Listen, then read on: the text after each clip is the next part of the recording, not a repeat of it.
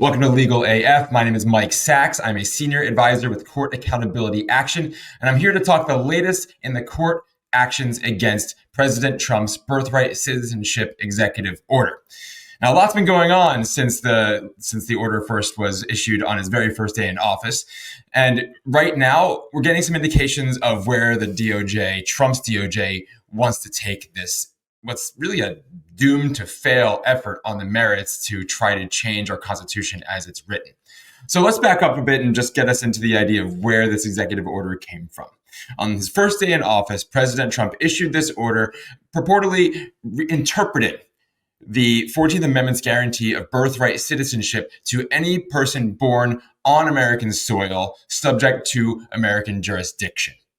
That, since the 1880s, has been interpreted by the Supreme Court and then later in the 20th century under a federal statute to give automatic American citizenship to any person born here who's not, say, a child of an ambassador or someone who's here, who's born under an occupying power or during a matter of war. Right? Beyond that, if you're born in America, you are an American citizen. It's one of the things that makes being an American and our Constitution so exceptional. Trump, of course, has a more restrictive view of who should be an American, of who belongs in this country. And he, on his first day, issued an order that was inspired by the architect of the legal effort to steal the 2020 election, John Eastman. Now, back in 2019 or 2020, Eastman wrote an op-ed for Newsweek, pretty much arguing that a very specific subset of people cannot be American citizens under the Birthright Citizenship Clause of the 14th Amendment. And that specific subset was Kamala Harris, who at the time was in the primary for the 2020 Democratic nomination for president then. And the outlines of Eastman's op-ed, which later drew a wild editor's note about how wrong it was, said pretty much this, and it was it put in Trump's executive order. So I'm just going to read you the executive order that was divining, or really just repeating, what Eastman wrote 5 years prior.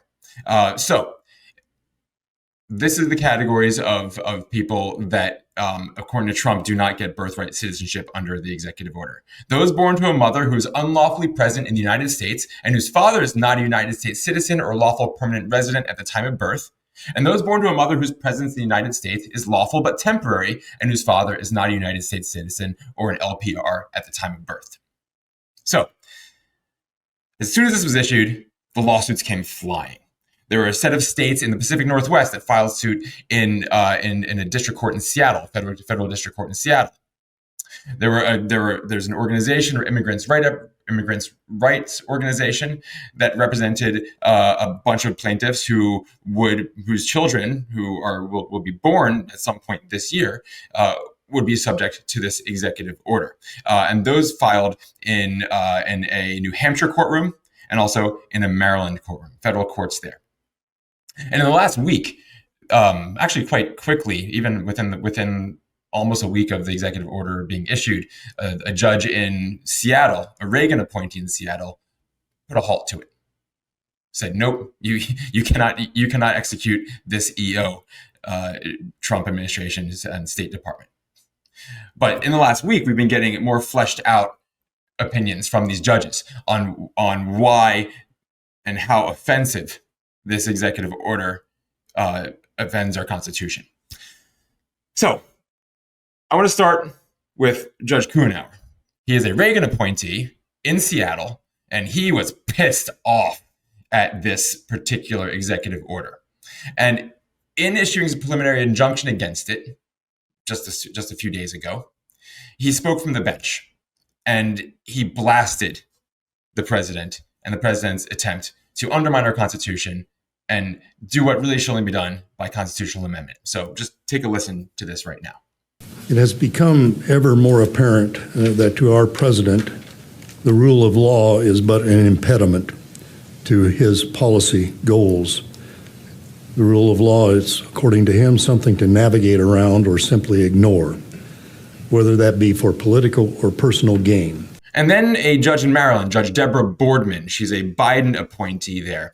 She also just dumped on this executive order. She issued a similarly scathing opinion that made clear that there's no basis in the Constitution for what Trump is trying to do. In fact, it's wildly unconstitutional to try to circumscribe birthright citizenship as it's been understood at least since the 1880s, and that was incorporating an understanding that predated even the Civil War. But what I want to call our attention to is something that just happened today. So the third case that is based in New Hampshire, in New Hampshire. The judge, his name is Judge Joseph LaPlante. He is a George W. Bush appointee. And earlier this week, on Monday, he became the third federal judge to block Trump's birthright citizenship executive order. In doing so, just a day later, he released an opinion that is less inflammatory, less angry at the Trump administration. It's more measured.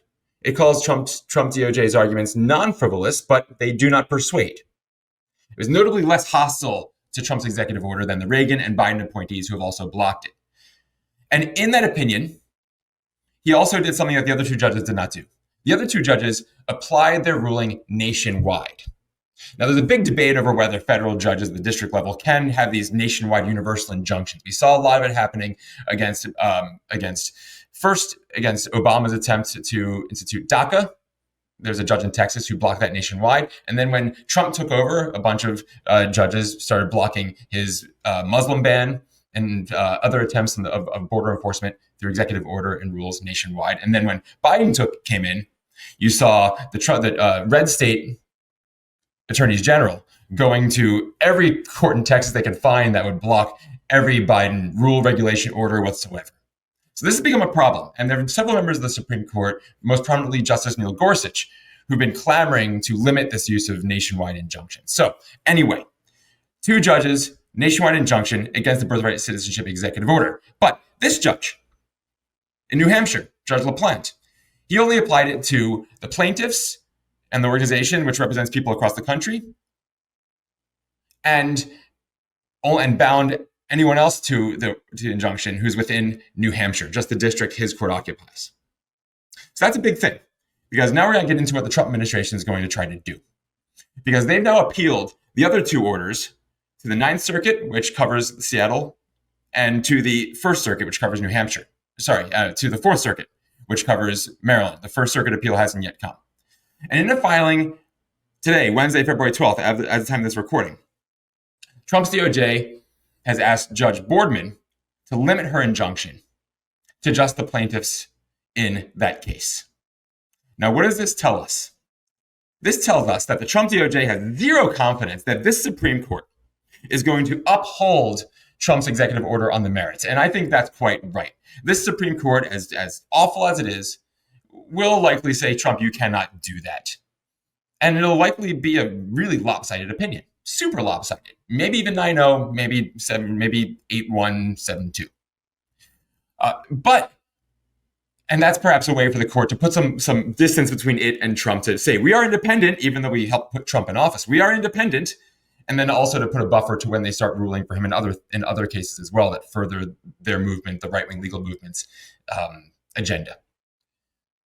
But what the Trump DOJ thinks it might be able to do, and I don't think the court will buy it in this instance, is that they can get this court to finally put the kibosh on national injunctions in this particular case, which would then require every single baby born on American soil subject to this executive order to have to file a lawsuit, or, the baby's parents or whoever represents the baby, to claim their birthright citizenship under the Constitution that the Supreme Court had already held was unconstitutional.